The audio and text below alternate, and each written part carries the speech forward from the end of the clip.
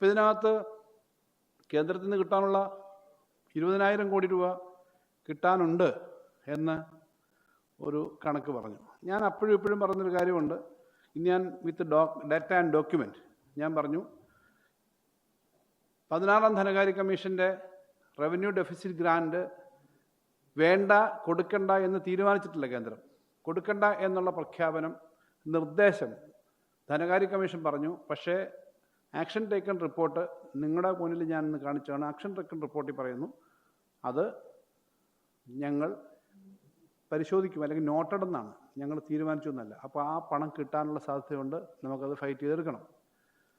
അപ്പം ആ പറഞ്ഞ കാര്യം പറഞ്ഞുകൊണ്ട് അദ്ദേഹം നമ്മുടെ പ്ലാനിനകത്ത് വലിയൊരു കട്ട് വരുത്തിയിട്ടുണ്ട്. പ്ലാനിനകത്ത് പദ്ധതി 35,000 കോടിയിലധികം വരുന്ന പദ്ധതി 5,000-ഓളം കോടി കട്ട് ചെയ്തു.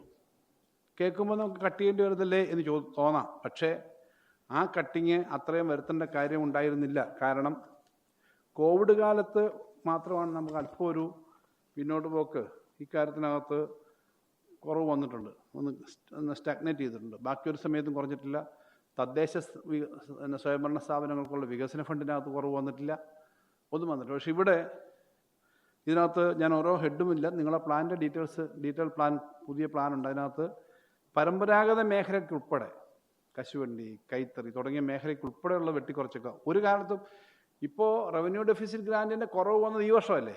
കഴിഞ്ഞ വർഷം റവന്യൂ ഡെഫിസിറ്റ് ഗ്രാൻറ്റിന് കുറവില്ലല്ലോ. അപ്പോഴുണ്ടായിരുന്ന 32,500 കോടിയാണ് പ്ലാൻ. അപ്പോൾ ഇപ്രാവശ്യം എന്തിനാ പ്ലാൻ 30,000 കോടിയിലേക്ക് ചുരുക്കിയത്?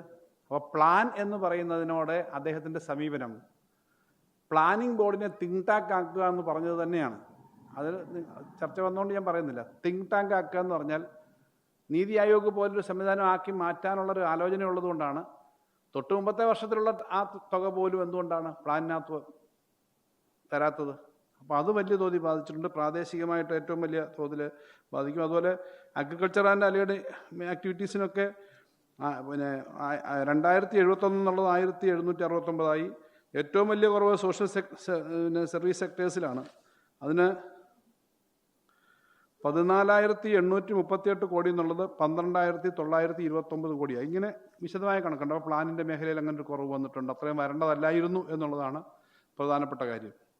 കാരണം ഈ സേവിങ്സ് വരുത്തിയത് എവിടേക്കാണ്? അല്ലാതെ ഞാൻ ബഡ്ജറ്റ് അവതരിപ്പിക്കുമെന്ന് പറഞ്ഞു, ഞങ്ങൾ ജീവനക്കാരുടെ ശമ്പള പരിഷ്കരണ കുടിശ്ശികയും ഡി ആർ കുടിശ്ശിക, ശമ്പള പരിഷ്കരണ ഡി ആർ കുടിശ്ശിക 35,000 കോടിക്ക് അടുത്തുണ്ട്. അത് ഞങ്ങൾ 5 ഗഡുവായിട്ട് കൊടുക്കുമെന്ന് ബഡ്ജറ്റിൽ പറഞ്ഞിരുന്നു. അതിനുള്ള പണം ഈ ബഡ്ജറ്റിൻ ബ്രീഫിനകത്ത് നോക്കിയാൽ അറിയാം, അതിനകത്ത് വെച്ചിട്ടുണ്ട്.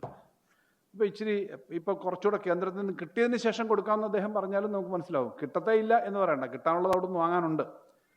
ഇതിനകത്ത് 8,000 കോടി രൂപ ഇതിനകത്ത് നോക്കുമ്പോൾ സാലറി ആൻഡ് പെൻഷൻ, ആ ഹെഡിൽ നേരത്തെ ഉണ്ടായിരുന്നത് 57,000 കോടിയാണ് സാലറിക്ക്, 38,000 കോടിയാണ് പെൻഷന്. അത് രണ്ടുമായിട്ട് 8,000 കോടി ഇതിൽ തന്നെ കുറച്ചിട്ടുണ്ട്.